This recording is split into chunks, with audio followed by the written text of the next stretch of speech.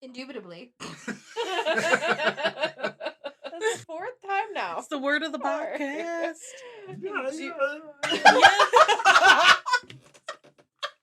We need to record you making that noise. Pee Wee Herman sound. That's the only way I can think of it. Hello and welcome.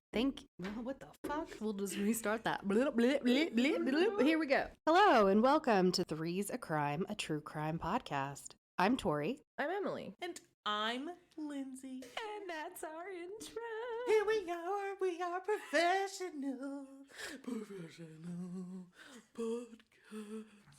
podcasters. We're podcasters, bitches.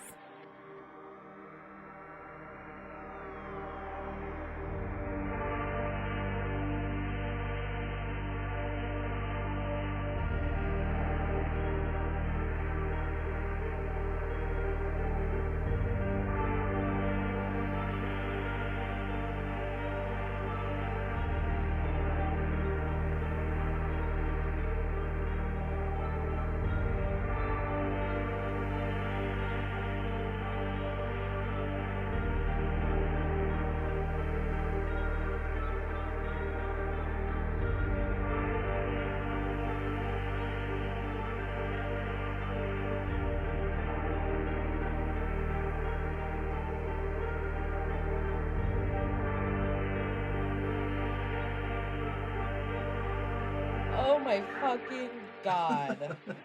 I knew you'd be good at this. I've been trying to tell you for weeks.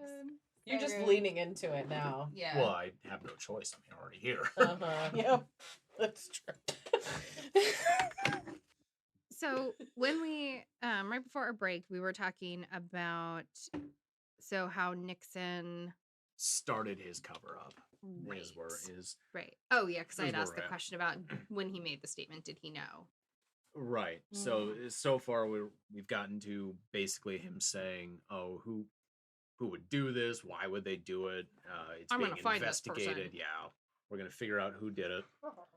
And praising John Dean for basically a job well done, figuring it out and really launching a real good investigation. Oh, You're God, my it's like the favorite. third time I've snorted. And I didn't think I'd be snorting during a Nixon story, but keeps happening. I mean, Nixon kind of sounds like he would snort, so That's Oh, probably right. it ties in. It fits. Yeah, good Tries. point. I need you to drop his accent in like one more time before the story is. There is a Indubitably. spot that it comes up, and it's gonna be gold. Yeah. It's gonna be You're gonna love fire. We're ready. it. Such fire. Such Am much I using that word? fire. Such fire. Bleak as hell. I think There will it's be. much fire. I'm such so fire. old, I can't keep up with No, like kids I don't slang know anymore. The age difference between me and you is probably even. Man, that is a bird. Like, What? sounded like that bird was in my ear. I know. I thought it was him. Oh. No, that's a bird. That cracked or you just Whoops, saying that things? was an Damn it, accident. Lindsay. That was an accident. I'm trying to look up a blue jay. Sand stuff. Look at his little teeth. This is Nixon. Look at his little fucking teeth. Ugh. He looks See like a baby child pictures of murderer. Hitler? No, you know what? When I was in 5th grade, I had found this book and it was about Hitler and it was about his childhood growing up and how like his father was abusive and like used to beat the dog and beat him or whatever. And so I wrote my book report on that because I didn't really know who Hitler was. And I'm just like, my teacher must have been like, I mean, here's my story about Hitler. Because like it didn't go into like the Jews or the Holocaust Like or of the anything. one book you could have chosen for research, you chose Why the the one that mentioned not a fuck? single thing about the He died in genocide. 1945, but it doesn't say why. Yeah, I don't know. Why didn't you study history? Why your politics? Like, how does your life begin? Because I'm always on the ass end where like I don't know the whole story. But no, actually, I think But you know I what the think fuck? that's what got me. Well, first of all, I've been around a lot longer to hear about Watergate a lot longer than the rest of you. But no, like I think that actually got me more interested in psychology and stuff because Oh yeah. I think my thought was that perhaps the nature versus nurture argument kind of applied to Hitler in that is it possible that because he had this horrific childhood that he became a monster? So we Just- must That's a big have part of had it, I Think about your 5th grade teacher being like, the life I and times mean, of Hitler. I don't know if I should give her I she got an did A. the project, so is I got an A on it. Well, I did. would give a 5th grader an A on Hitler just for choosing it. Talking about the first researching. thing no one knows. Yeah, and researching it. That's really funny. It's amazing. I don't know why I think it's so funny, but I do. It wasn't a paper like Hitler's great though. I just really want to Oh, I make that know. super clear. It wasn't like I was like, I can hey, find those I don't I think found anyone this- was worried I about found that, this but cool guy Hitler. No, I just the only part of it that the only part of it that I remember reading that he had a horrible childhood, and it made me sad for like the kid that grew up in that. So anyway, back to Nixon, because we're not here to talk about We're Hitler. not here Well, to while talk we're about drawing Hitler. historical Who parallels, Right. Nixon was big into anti-marijuana. Crack cocaine was big. Crack cocaine was in the States at this time, but it wasn't the epidemic or the That didn't happen until the 80s. right. Reagan actually was Yeah. a big one for the crack cocaine crackdowns, the war on drugs. Nixon's thing was Anti-Reagan. marijuana. Yeah. So Nixon was which makes sense because he hated all those damn hippies. Which, yeah, actually, and marijuana saw huge widespread use in Vietnam amongst soldiers. Because what else? The fuck I else do you would. do? You have sex and you smoke marijuana. I mean, Mhm. that's Well, all you yeah. had to do. I call that a Tuesday. Just kidding. Yep. Her face after.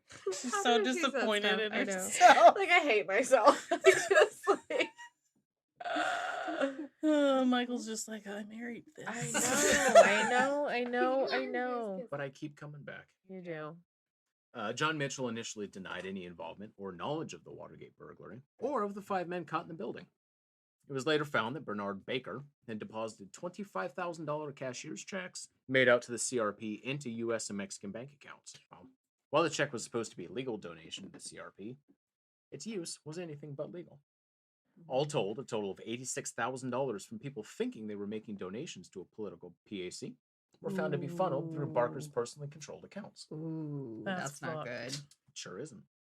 While the FBI found that the banks had done nothing wrong from a fiduciary standpoint, the checks made directly to CRP members were endorsed by the committee bookkeeper and treasurer, Hugh Sloan.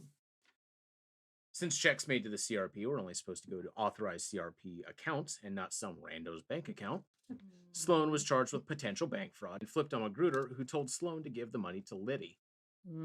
Liddy then funneled the money to Barker to finance the burglary and attempted to hide the transaction. Somehow, unknown to everyone involved, the IRS doesn't really like when large sums of money are just No. bounced around between bank accounts. No. And banks tend to keep they keep They have to- records yeah, they have to on keep all of these track. big records for a certain amount of time, just in case somebody wants to come look at these transactions. It's why every time $10,000 just shows up in your account, the IRS actually gets flagged. We had to. So Oh. I used to work in a bank, and yes, How you got your voice. We had got the bank voice. One of the banks that I worked at, we were right next to a convenience store, and this particular owner knew about the $10,000 limit. I'm not entirely sure that this particular, like, not gas station but convenience store was completely legit. But he knew about the limit, and so he would bring over like $9,989. And the problem is, if you do that so many times, the IRS also wants to know about that. But at the time, it was this was in the early 2000s, and the form that you had to fill out for the IRS was really long, and you didn't do it on a computer. It was an actual form that you had to put like in an electronic typewriter and type out, and if you messed up, you had to start over. So every time he would come in with his bag of money, I was just like, oh God, we gotta do this freaking form again. But they do, they want to know. And if you get right up to the limit pretty close, they flag that too. So you're not going to can't be too sneaky about it. It's surprisingly hard to outsmart the government. Mhm. But they always get caught. I was gonna say they always It's Eventually. always End up luck and at get first, caught. and then you're fucked. Right. Eventually, all 5 burglars were tied to the 1972 CRP, causing the presiding judge to suspect a conspiracy involving high-up government officials. Despite, or perhaps because of, all the free press coverage, all of this, the hell? We all do that too. Yeah, we all do Oh, that boy. also. Where we wrote something, we're like, that's That not doesn't go there. English. Despite, or perhaps because of, all the free press coverage, Richard Nixon won re-election in November 1972 with 60% of the popular vote, only losing in Washington, D.C. and Massachusetts. This is, to this day, actually one of the largest landslide victories in modern history. So he won a second term. Yep. Yep. And had the Watergate stuff leaked? Like, was it public? It was out, But people not were like actively out, being out. convicted at this time, but I don't think the press was covering it. Okay. The So press this was is aware of it. right. So this is when Woodward and Bernstein are collecting all their evidence, but they haven't published their big deep throat articles. Okay. No, like Tori just spoiled. Oh, sorry. No, it's good. Also, I would just like to sidebar and say to you, like, Deep Throat was the actual name, like, of this person. Also like- a porno. No, but Yes. I actually do. I think you told me that. So sorry that I spoiled. Wow, Tori should be fired. I mean, Well, the beginning he asked us, like, do you guys know? And so apparently I knew some. No. I don't think it's some. Should have been taking classes. kind of sounds like somebody stole my nose. We wouldn't know most of the details today if it wasn't for the investigative journalism by reporters with the Washington Post and the New York Times. Washington Post reporters Bob Woodward and Carl Bernstein, in particular, relied heavily on anonymous sources for much of their coverage. Indubitably. That should be the open. Indubitably. Just her saying that and then us laughing. Indubitably. Okay. And then you cut to your intro. Yeah, that's good. Arguably, the most famous of these is Mark Felt Sr., the deputy director of the FBI, who they nicknamed Deep Throat. You want to read My that? voice cracked a I little know. bit. You know, That I was saw. annoying. I saw the wheels turning Fuck. in your head of like, nope, God don't damn like it. that. Watch Damn you it. do that. Sorry. It's supposed to be a big reveal, and I fucking ruined it. Deep throat.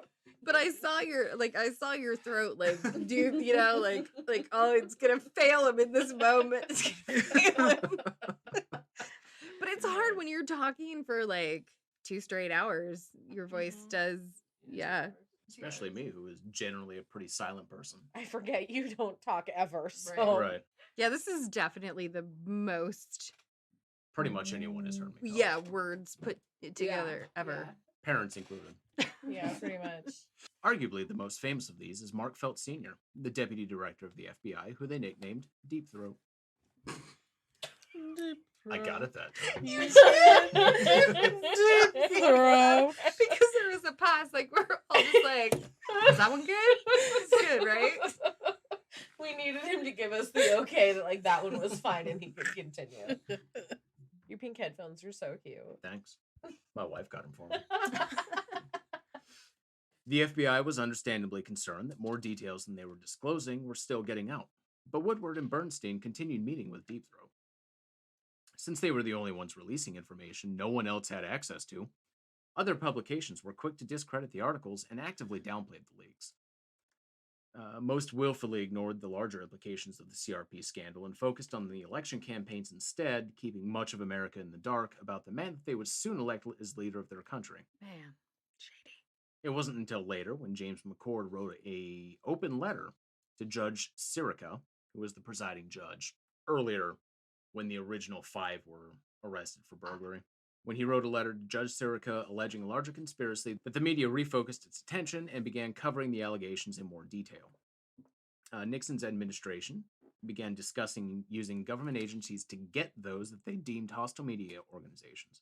Nixon began lambasting media outlets that published critical pieces about the president and his administration, calling them wild accusations and putting too much emphasis on the story. Oh, that sounds vaguely familiar. Yeah. The next sentence is, the fake news treatment. With trust between the administration and the media at an all-time low, The largely pro-Nixon populace began to trust the media less and less, despite reassurances that the coverage was accurate. So at this point, the media is starting to tell everybody, this is what's happening.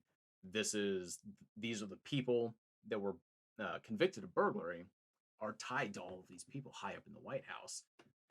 But the populace is like, no, Nixon's a great guy. He's ending Vietnam. He's trying to help inflation and bring the economy back to where it should be. You know, that, again, that buzzword economy, because everything ties together. And everyone's like, no, he can't be doing that. And the media's like, no, I promise, guys, this is real. So perhaps because of the increased media coverage, perhaps because of the introduction of televisions becoming a common household item, perhaps just because people in the early 70s were bored, the investigation into the break-in at the Watergate Hotel grew broader.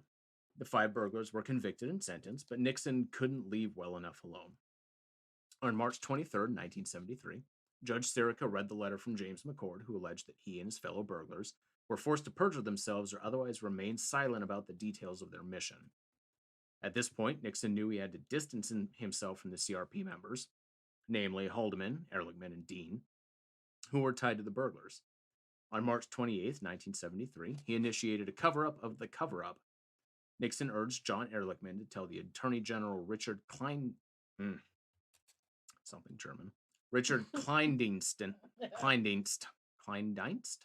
Attorney General Richard Kleindienst, that nobody in the White House had prior knowledge of the break-in. On April 13th, Jeb Magruder told U.S. attorneys that he had perjured himself in court and implicated John Dean and John Mitchell. So at this point, people are starting to turn and implicate everyone else. Yeah, like, you're gonna turn on me, I'm taking you all down with me. Yeah, as the investigation presses on more and more people are saying, I'm gonna get in a shitload of trouble. Let's see if I can mitigate some of that by getting all these other people in trouble too. Which is funny because I don't bring it up in this, but Roger Stone was actually on Richard Nixon's first... Yeah, he was on his first campaign committee. Oh my God. So Roger Stone, he's like 70-something now. Right, He's got a photorealistic tattoo of Richard Nixon's head in between his shoulder blades. Wow. And Roger Stone's, I mean, he's, for being as old as he is, he's pretty well built. He's a stacked old dude. So he often takes pictures of himself, like flexing his back into the camera with Richard Nixon's face right in between his shoulders. That's weird. I hate all of that. Now, that being said, Roger Stone also says that he was much more important than he actually was, when really he... Fun side anecdote. He was given money to donate to a communist party in the name of the Democrats to discredit the Democrats. Oh my So God. again, bring all that anti-communism back into circle. Wow. That's It's crazy. outrageous. John Dean was unaware of just how much of these goings-on that President Nixon was aware of. Of course, the guy that had the most to gain from the DNC break-ins knew about it from the very start. John Dean didn't know that yet. Oh. So John Dean thought that he could save the presidency by getting the top people in the administration to come forward and tell the prosecutors what had happened. Tell them the truth. You know, hey, these are the people that actually did it. President had nothing to do with them. The truth being that Nixon had nothing to do with the break-in, and instead that Ehrlichman, Mitchell, Haldeman, and Dean had come up with the whole scheme unbeknownst to the president. On April 17th, Dean told Nixon that he had been working with the U.S. attorneys, and that same day the U.S. attorneys told the president that Haldeman, Ehrlichman, Dean, and other White House officials had been implicated in the cover-up. On April 30th, Nixon asked for the resignation of Ehrlichman and Haldeman, who were later indicted, convicted, and sentenced to prison. He then asked for the resignation of then Attorney General Kleindienst. See how many more times we can stumble over that word. Likely to make sure that no one could claim his friendship with Haldeman and Ehrlichman would be construed as a conflict of interest. Nixon fired John Dean, who later testified before Senate Watergate Committee. Ooh, that's somebody I don't think, like, that was dumb. Yep. You fucked. I mean, up. like, he fucked up royally regardless, but the one guy that thinks you're actually innocent, isn't that right? Isn't that John Dean was the one that thought he didn't know, but I guess maybe at this point he did. At this point, I think John Dean might be one of the only people who thinks the president didn't know. Nixon fired John Dean, who later testified before the Senate Watergate Committee that he believed many of the conversations in the Oval Office with Nixon had been recorded. This same day, Nixon appointed Elliot Richardson as the new Attorney General and gave him the authority to form a special counsel for the Watergate investigation. The special counsel was to be independent from the Justice Department hierarchy and could only be removed by the Attorney General for cause. Archibald Cox was named special prosecutor and began his work. This lasted until October 1973. During the Watergate committee hearings in July 1973, the council asked Alexander Butterfield if there was a recording device in the White House. With reluctance, Butterfield finally answered that there was indeed a system in the White House that automatically recorded everything in the Oval Office, the Cabinet Room, and Nixon's private office in the old Executive Building. Once this came out, Cox's special counsel and the Senate Watergate Committee immediately subpoenaed the tapes that were now confirmed to exist. Nixon refused to give up the tapes, claiming presidential privilege, and ordered Cox to drop the subpoena. Cox, being an independent investigative entity, as special counsel, refused. Which is what he should have done. He is investigating what is likely to be a crime. And the president's like, no thanks. And I mean, again, this is where do we draw the line with presidential privilege? You know, like what is in the interest of national security versus you can't give somebody complete and total immunity and privilege to do whatever they want and as a way to avoid talking about crimes they've been involved in or potential crimes that they've been involved in. So I don't have an answer to that. I just... Now, Cox refusing to drop the subpoena made Nixon extremely angry. He ordered Attorney General Richardson to fire the special counsel since he could not do it himself. Richardson refused and chose to resign from the position and protest instead. Nixon then ordered next in line Deputy Attorney General William Ruckelshaus to fire Cox. Like his former boss before him, Ruckelshaus also resigned instead of firing the guy that he really had no business firing at this point. It just makes you look more guilty, folks. It really does. It doesn't look good. No. Richard searched the Justice Department with somebody that did have the authority and the will to fire Cox and found his man in Solicitor General Robert Bork. Bork. Which, great name. Right. Bob Bork. Bork. Bork fired Archibald Cox on October 20th, 1973, in a day that became known as the Saturday Night Massacre, and appointed Leon Jaworski to the special prosecutor position. It was called the Saturday Night Massacre because the Attorney General, then the Deputy Attorney General, and then the Special Prosecutor were all fired, just one right after the other. Wow.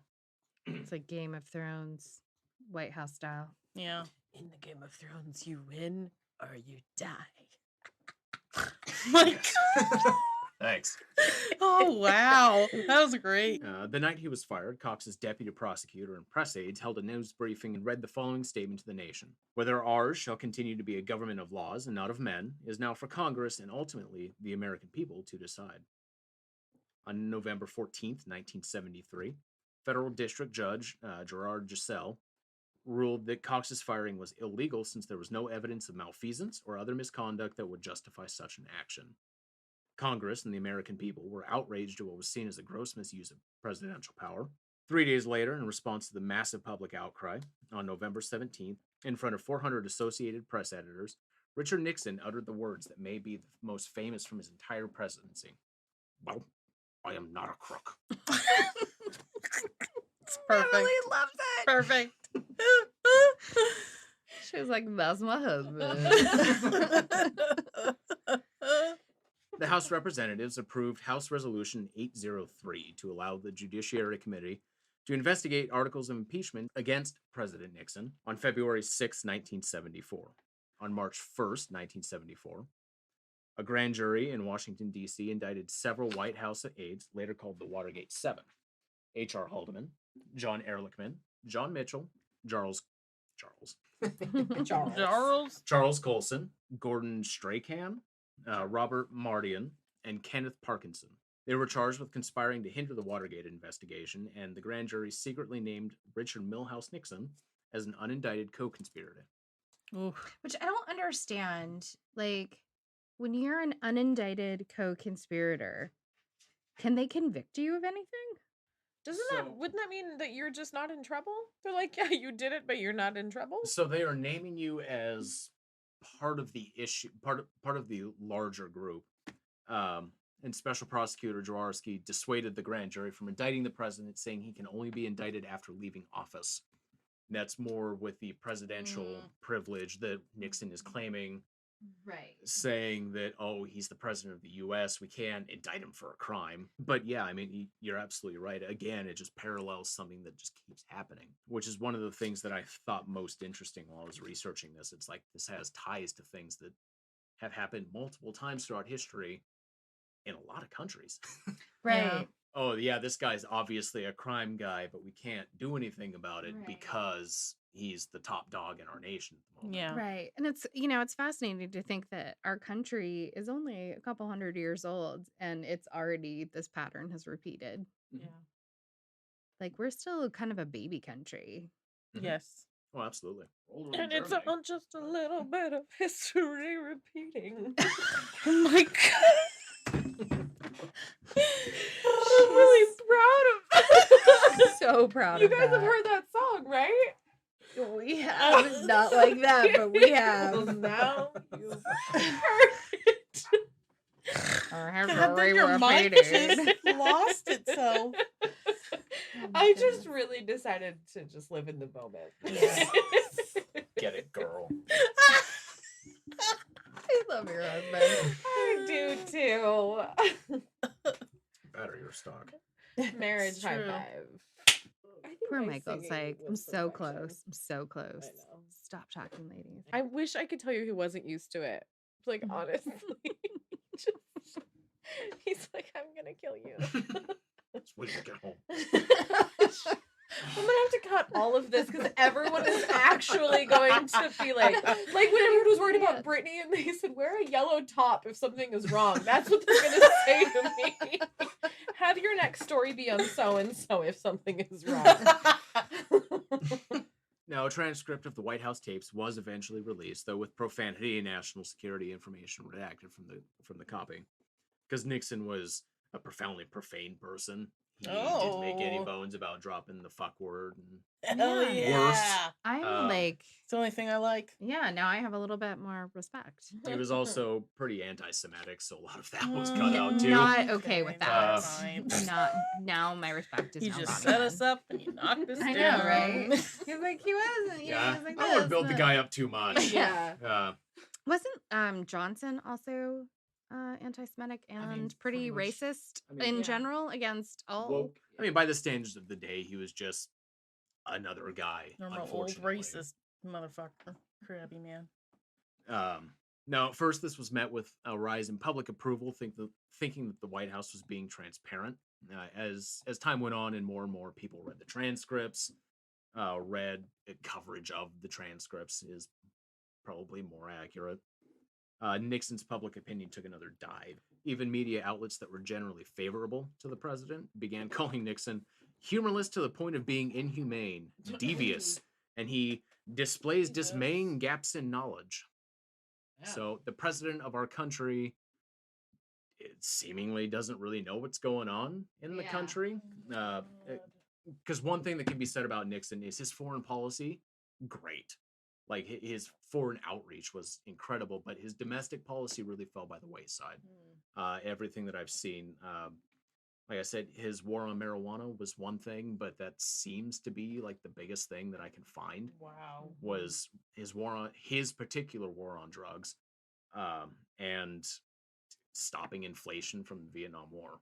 Those seem to be his biggest domestic policies that I could find anything on. Which were enough to get him reelected, which is fascinating. Again, huge anti-communist, which was Right. huge in that time in America, Mm-hmm. and rebuilding Europe. Right. So his outreach to the rest of the world made America look great. Right. And strong and Right. And rich. right. On July 24th, 1974, the Supreme Court of the United States ruled unanimously that presidential privilege over the White House tapes was void and that the tapes must be handed over to the special counsel for review. The release of the tapes revealed much that the special counsel had actually already discovered, usually through getting people connected, however dubiously, to flip on other people. Indubitably. Indubitably. Indubitably. I said dubiously this I time. know, but it just brought me back. So. Just tying it in. We can count that as 5. It was indubitably dubious. Yes. The tapes revealed conversations between the president and John Dean laying out the Watergate burglary, naming nearly everyone involved, including who had been paid hush money, and that Howard Hunt was blackmailing John Dean for his silence on the matter. So other people already connected are saying, you're going to give me a bunch of money, or I'm going to go to the media anyway. Right. So, okay, so did Nixon know that all of this was being recorded? Like, was Oh, he, yeah. so he was recording this basically to have dirt on all of these people, and then that dirt ended up kind of turning on him. So what I'm not super clear on is why everything is recorded. Right. Because it was a system put in place to record things in the Oval Office, in Nixon's personal library. I'm not positive on why that was. I just know that it recorded everything, and everybody just seemed to be fine with the fact that them Everything laying was out their being- yeah. crimes was being Recorded. Like, that's, yeah. Again, maybe they just thought that Nixon's presidential privilege would keep it under wraps. They Right. probably never thought that they would be caught. Right. Honestly, Well, I mean, yeah. I mean, They had a pretty good plan that one guy, I mean, the annals of history will probably whitewash a lot of it, but one guy basically fucked up because he was watching Sanford and Sons or something. right. I don't know if it was on TV that day, but it must have been real Really good. good. Better been Yeah. good. Or he's getting a blowy. Or maybe that's what it was. And he's like, no, I was watching TV. Yeah. To this, Nixon replied, just looking at the problem, don't you have to handle Hunt's financial situation damn soon? You've got to keep the cap on the bottle that much in order to have options. No, but there were several instances of Nixon outright stating that he knew various parties needed to be paid off. Investigators also found a tape with 18 and a half minutes missing from the recording. Nixon's secretary at the time. We're all we just said, making it. Oh. So Nixon's secretary at the time, Rosemary Woods, said that she accidentally erased parts of the tape by pushing the wrong pedal on her tape player while answering the phone. Oh. Forensic analysis in 2003 determined that the tape had been deliberately erased in as many as 9 different segments, and to this day, no one knows what was recorded on those erased segments. More blowies. More More blowing. blowies for sure. I wonder if she like. Gave him a blowy. Well, no, I'm just it's like. I wonder. I don't want to say that the only reason you would be like loyal to your boss is if you were having an affair, but I'm just like, I wonder if there was something going on there, or if she really just was like that loyal to Nixon that she was willing to do that for him, or if they instructed her to. And again, I never actually came across anything that Right. said Richard Nixon was unfaithful to his wife. Right. It seems like I he don't was, pretty devoted. yeah, pretty devoted to his wife, because he was with her until she died. Actually, they got married in the early 1930s, 30s, I think. yeah, I think it was 1930s. And she died in the early to mid 80s, I think. Wow. So I mean, they were together for a long time, and I never came across anything Right. that said he was unfaithful. So Yeah, sounds that like was just she was me just blindly spitballing. loyal. Right. On July 27th, 1974, the House Judiciary Committee voted to recommend the first article of impeachment, obstruction of justice. On July 29th, they recommended the second article of impeachment, abuse of power. And on July 30th, the committee recommended a third article of impeachment, contempt of Congress, probably stemming from Nixon's refusal to hand over the subpoenaed tapes. 10 congressmen at this time voted against all 3 articles of impeachment, which made it so that he didn't have enough backing to impeach him at the time. On August 5th, 1974, the White House released a previously unknown tape from June 23rd, 1972. This tape was recorded just 6 days after the break-in at the Watergate Hotel. The tape documents the initial stages of the cover-up. On that tape was Richard Nixon and H.R. Haldeman discussing how to stop the FBI from investigating the burglary, and how discovery of their involvement could be a risk to their positions. Before this tape, Nixon and all of his aides were claiming that the president had no idea who was behind the DNC robbery, or why they would do such a thing. This was the smoking gun tape, and it was dubbed as such, showing Nixon was involved with the operation basically from the very beginning. And the White House released this? Yeah.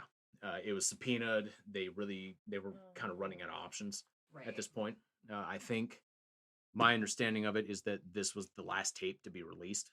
like the White House held on to it for as long as they could, trying to get the impeachment process to roll along before they Right. let it go, and then they were just their hand was forced. Is how I understood Okay. the research. I'm just surprised that's not one that got Deleted. got Yeah. accidentally whatever when Rosemary was recording or typing something up. I hit And the you would wrong think, pedal. like, if this is what got released to the court, what was Like, deleted? Right. Yeah. Right. That's weird.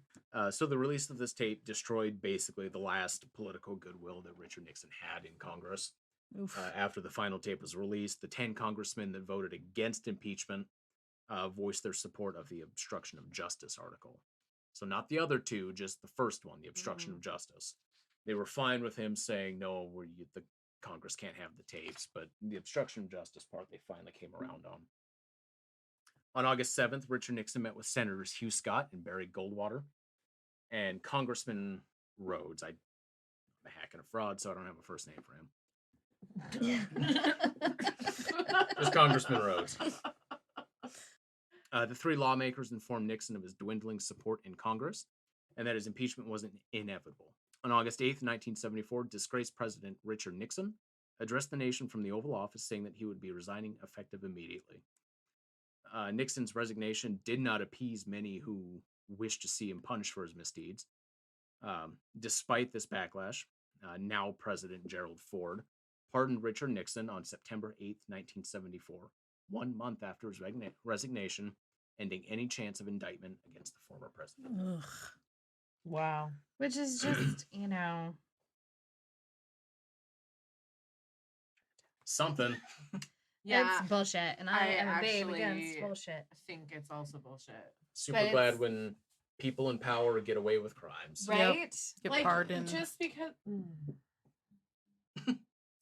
Now Gerald Ford was his VP, Right. so Well, there and was I'm probably sure some camaraderie or that there were some talks that were like, it's going to look a lot better for you if you resign instead of being impeached. And if you do resign, we'll make sure that you get a pardon, can't be prosecuted for any crimes. Well, that's something so Yeah. I didn't include initially. The senators and Congress, the Congress people that Mhm. Nixon met with, basically said the same thing. They're like, "You're fucked. They are going to impeach you.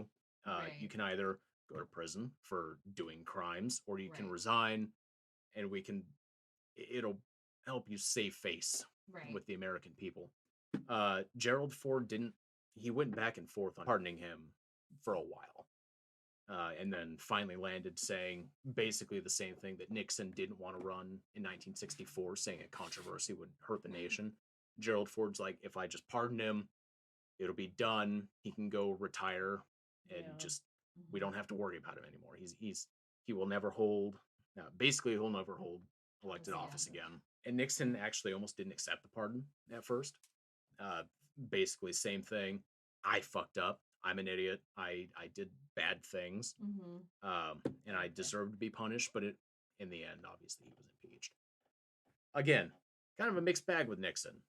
He does a lot of fucked up shit, and then he does something sort of redeeming. Yeah. And then he It's- does something even more fucked up. But Yeah. then something redeeming. yeah, I mean, So weird. It's Yeah. a very conflicted. That's a very conflicting legacy to have. Yeah. Because he wasn't a bad president, but he certainly wasn't a good one. wasn't the best. But again, kind of like what you said earlier, this is just, the stuff we know. We all kind of assume that this kind of shady shit is happening all the time in Yeah. politics, but it's only, you only hear about it when it's a scandal. Mhm. I couldn't get into House of Cards because it made me so mad because it seemed That's so why- realistic. I that's was like, I why can't I watch the show. Couldn't watch it either. And also, Kevin Spacey is creepy. Yeah, I just thought about Well, it. he is now. No, you know what? I Fucking always thought he was creepy, but the first movie I saw him in was Seven. Oh So- God. So to me, he was always Mine was John American Doe. Beauty. Good, at least it's seen 7. We were at the beach house. And all they have is VHS tapes and like a small DVD. They had a box of VHS tapes. Michael was like, "You'd like this movie." And now we're like, what's in the box? What's in the Yeah. box? The only line from that movie no one actually knows. Yeah. What's in the box? I really thought it was a dog head. I'm really happy it wasn't. I think it was supposed to be in the original draft of the show. I'm It was more supposed to happy be one of that his it's dog heads, Gwyneth and then Paltrow's the head. director was like, "No, Same. this We was gotta- way more." I'd rather have impactful." Yeah. your head in the box than one of the dogs. That's Yeah. fair. Sorry. Well, it's just Gwyneth. Richard Nixon authored 10 books during his retirement, in My addition to a series of God. sit-down interviews with British talk show host David Frost in 1977. Frost Nixon. Yep, they made. Well, I think they made a couple movies and probably a few. I just know Michael documentaries about Sheen him. was in one of, I think, Right. Frost. That's one He I know played of. David Frost. Yeah. So when actually, I didn't include this either, but when Richard Nixon was resigned, the presidential transfer stipend is typically like around $850,000 at this point. It was slashed to $200,000, which is still, I mean, not an insignificant amount of money, but Right. But this if is a you're guy that used has to to- restart his entire life basically, Yeah. and it was pretty sudden and early. Right. So he probably wasn't really counting on suddenly having to rely on $200,000. And these interviews with David Frost, he was paid like $600,000 for these interviews. My God, that's still. So- But again, like, it's kind of hard to feel sorry for him, considering the reason it was slashed was because, he was committing crimes. Like, kind of almost don't know if he should have been given a presidential stipend at all, though he did, he did represent the country as president for 6 years. yeah. And even then, I think that's probably the biggest reason he took. He did the interviews in the first place was he needed money. Right. Yeah. I mean, even the books that he wrote didn't start being published until later. He had to write them first. Were So, they? What kind of books were they? Were they They like were nonfiction, or were they memoirs about his? mostly. Oh, okay. I think his memoir was the biggest one. So he woke up every morning at like 7 a.m. and he was just at his desk with nothing to do. So I think he just started writing books. Yeah. So like he was still waking up looking to do stuff. His I don't remember his exact relationship to the president. I want to say his press aide like was on retainer for a while. Like, still Gotcha. with the president, and then when the money ran out, he had to finally let him go. Right. So like he tried keeping people on and giving them a paycheck for a while. Right. Again, it's one of those things that he did something kind of good Mhm. Yeah. until he couldn't anymore. Right. In 1976, he was disbarred by the New York Bar Association for obstruction of justice in the Watergate investigations, and he actually chose not to offer any defense. So at this point, he's not even a lawyer anymore. Right. It was just like, just take it. In retirement, Nixon found himself back in China on Mao Zedong's invitation, and later in the United Kingdom, where he was welcomed by Margaret Thatcher and former Prime Ministers Lord Home and Sir Harold Wilson. In the 80s, Nixon offered his support to the Reagan campaign. He kept an ambitious touring and speaking schedule around the world, at one point attending the funeral for the deposed Shah of Iran in 1980, Oh, that's despite no longer being a guy. U.S. representative. Jimmy Carter was president at this point, and he actually decided not to send a U.S. representative to this funeral. Nixon showed up anyway, which Jimmy Carter basically had no use for Richard Nixon. Right. He was like, the further you are from my campaign, the better. Mm-hmm. Nixon did end up being invited to the White House for, I think, a funeral. I don't have notes on it, but and Jimmy Carter invited him begrudgingly because he was a former president, Right. and he just invited all of the living former presidents at this Right. time. In 1986, Nixon visited the Soviet Union and actually advised now President Ronald Reagan on foreign policy recommendations and his personal impressions of Soviet General Secretary Mikhail Gorbachev, which probably led to the fall of the Berlin Wall in 1991. I think it was. Or was it 89? I feel like it was in the 80s. So the Berlin Wall construction was started on August 13th of 1961, Wow. and it came down on November 9th, 1989. Okay. I will say one of the things that I have found in like researching all of these different stories is how dates and ages and all of that can be off depending upon what sources you look at. Following this visit, a Gallup poll ranked Richard Nixon as one of the 10 most admired men in the world. Wow. Yeah, because he just kept going all of these places that just kept showing up even though nobody expected it. They're just Yeah. like, okay, this guy's here. Like, let's just let him in. so in 12 short years, Richard Nixon went from a disgraced president to one of the most recognizable and influential men on the planet, advising future presidents, meeting world leaders, and helping pave the way for major world happenings like the fall of the Berlin Wall under Reagan. Richard Nixon suffered a stroke on April 18th, 1994, and slipped into a deep coma in the hospital. He died April 22nd, 1994, and was buried beside his wife Pat on the grounds of the Nixon Library in Yorba Linda, California. Many scholars of the time debated on what exactly Richard Nixon's legacy would be, wanting to be judged by what he accomplished and not the nightmare he put our country through. Now, I want to finish this with a final quote from Nixon. While visiting the UK in 1978, Nixon addressed the Oxford Union regarding Watergate with this quote: "Some people say I didn't handle it properly, and they're right. I screwed it up. Mea culpa. But let's get on to my achievements. You'll be here in the year 2000, and we'll see how I'm regarded then." Oh. And now we're 21 years past that. Wow. And Richard Nixon's legacy has not aged well. No. No, I mean, That's what you get for being a fucking asshole.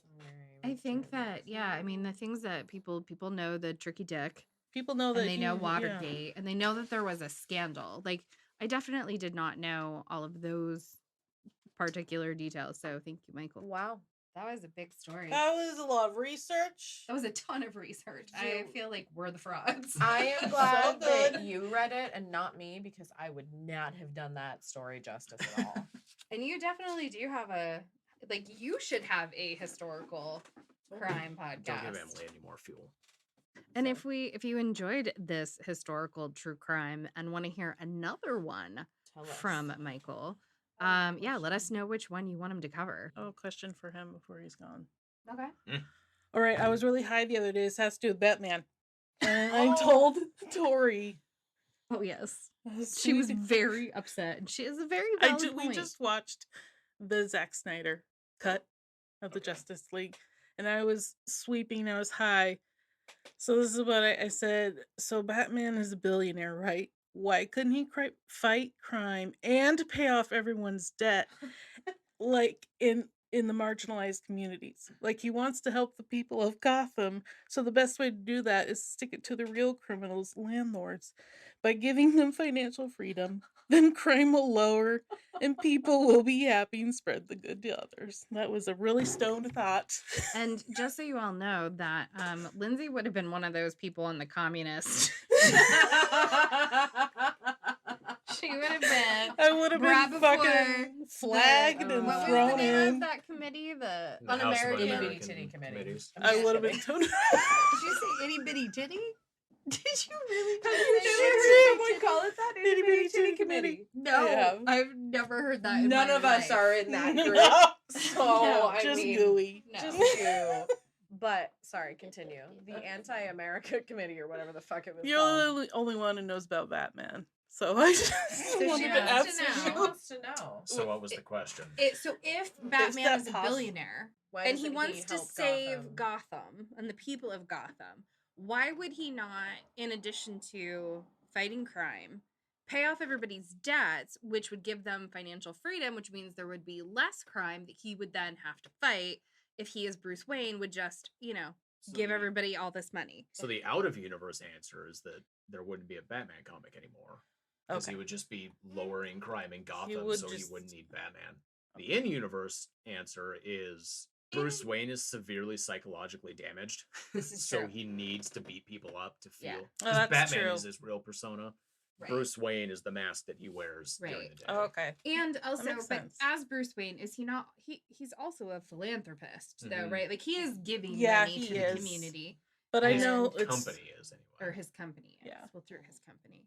I felt like I did like the Christian Bale Batman, but I didn't like how they left the Batman and Robin thing at the end of the last one.